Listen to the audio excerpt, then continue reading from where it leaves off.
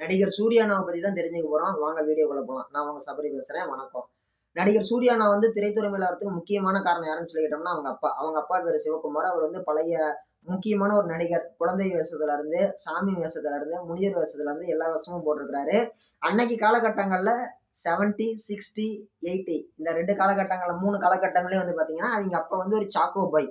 அப்படிதான் அவரு நடிச்சிருக்காரு அனைத்து கதாபாத்திரத்திலயும். இப்ப வந்து நடிகர் சூர்யாவுடைய உண்மையான பேர் வந்து பார்த்தீங்கன்னா, சூர்யா கிடையாது. சரவணன். சரவணன் அப்படிங்கிற பேர்ல தான் அவரு இருக்கிறாரு. அப்பா, அம்மா வச்ச பேர் சரவணன்.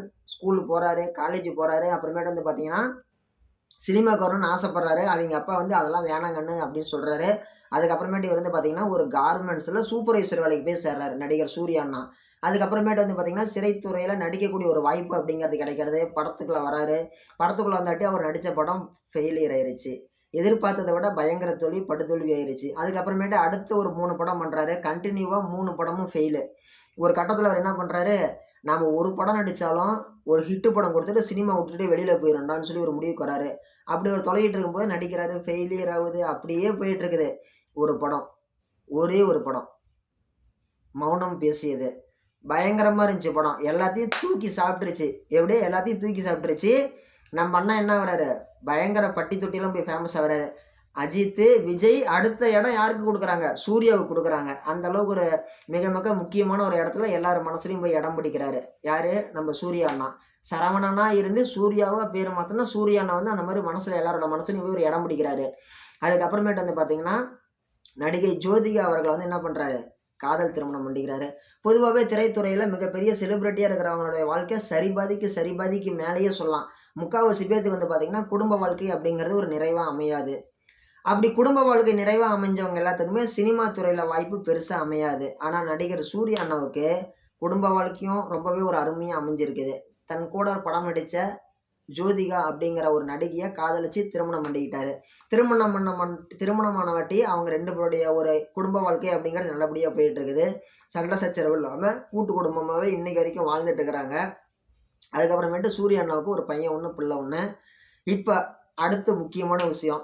பொதுவா சினிமால சம்பாதிக்கிறவங்க பெரும்பாலான பேர் என்ன பண்றாங்க, சொத்து வாங்கி போடுவாங்க.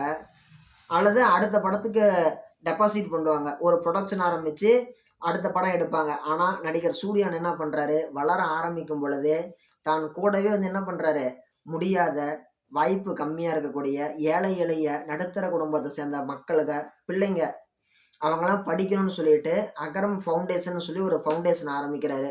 அவரு ஆரம்பிச்ச வாட்டி அந்த ஃபவுண்டேஷனுக்கு வந்து நெறைய பேர் உதவி பண்றாங்க. அவரும் தன்னோட கை காசு போடுறாரு. நெறைய குழந்தைங்களுக்கு இருதய மாற்று அறுவை சிகிச்சை, பள்ளி கல்வி, இப்படி தையல் மிஷின் குடுக்குறது, இப்படி எவ்வளவோ நல்ல நல்ல விஷயம்லாம் அவரு பண்ணிட்டு இருக்கிறாரு. ஆனா, வெளியில யாருக்கும் தெரியாம ரொம்பவே சத்தம் இல்லாம அவரு பண்ணிட்டு இருக்கிறாரு. பெரும்பாலும் வந்து பார்த்தீங்கன்னா, இன்னைக்கு இருக்கக்கூடிய ஒரு சில ஆட்கள் என்ன பண்றாங்க, சின்னதா ஒரு ஜாமெண்ட்ரி பாக்ஸ் வாங்கி குடுத்தா கூட அத ஒரு Instagramல ரீல் புடிச்சு போட்டு, அதுக்கு ஒரு பாராட்டு கைத்தட்டு வாங்கணும்னு சொல்லி ஆசைப்படுறாங்க. ஆனா, நடிகர் சூர்யா அண்ணா இது நாள் வரைக்கும் கோடிகள்ல செலவு பண்ணியிருக்கிறாரு. கோடிகள்ல செலவு பண்ணியிருக்கிறாரு ஃபவுண்டேஷனுக்கு. அகரம் ஃபவுண்டேஷனுக்கு. அந்த குழந்தைங்களுக்கு சாப்பாடுல இருந்து, படிப்புல இருந்து, நல்ல துணிமணியில இருந்து, எவ்வளவோ விஷயங்கள அவர் ஒருத்தரே பார்த்துக்கிறாரு. அதன் காரணமா அவர் கோடிக்கணக்குல செலவு பண்ணாலுமே, எதையுமே வந்து வெளிப்படுத்திக்கல. விளம்பரமா அவர் எதையுமே காட்டிக்கல. ஆனா இன்னைக்கு இருக்கக்கூடிய ஒரு சிலர் வந்து பார்த்தீங்கன்னா, குட்டி குட்டியா இது பண்ணாலுமே அத ஒரு விளம்பரம் பண்றாங்க. ரூ. 20க்கு இளநீ வாங்கி இன்னொருத்தருக்கு குடுத்தா, அத ஃபோட்டோ புடிச்சு ஸ்டேட்டஸ்ல வைக்கிறாங்க. ரூ. 20க்கு இளநீ வாங்கி குடுத்தா. அவரு கோடிக்கணக்குல செலவு பண்ணிட்டு மனச வந்து எதையுமே எதிர்பார்க்காம, படிப்பு வந்து எல்லாருக்குமே முக்கியம்னு சொல்லிட்டு அத பண்றாரு. சாப்பாடு எல்லா விஷயமும் அவர் ரொம்ப நல்ல விதமா பண்ணிட்டு இருக்கிறாரு. இவரு செய்யக்கூடிய விஷயத்துக்கான ஒரு இம்பாக்ட், அதுக்கான ஒரு முக்கியத்துவம், அதோடைய பிரதிபலிப்பு எப்ப தெரியும்னா, இப்ப அவரு ஃபவுண்டேஷன்ல படிக்கிறாங்க இல்லையா குழந்தைங்க, அதுல இருக்கக்கூடியவங்க யாராச்சும் ஒருத்தரு, ஒரு ராணுவ அதிகாரியாவோ, ஒரு கலெக்டராவோ, ஒரு மிகப்பெரிய ஒரு அரசு பதவிக்கு வரும்பொழுது, ஒரு ஐபிஎஸ்ஸாவோ, ஒரு மிகப்பெரிய ஒரு ஜட்ஜாவோ, அவங்க வந்து நாளைக்கு அவங்க சொல்லுவாங்க. ஒரு பேட்டியில சொல்லுவாங்க. இந்த மாரி நான் வந்து நடிகர் சூர்யா அண்ணாவுடைய அகரம் ஃபவுண்டேஷன்ல தான் படிச்சேன். அவருக்கு நான் ரொம்ப கடமைப்பட்டுருக்கிறேன். அவர் ரொம்ப நல்ல மனுஷன்.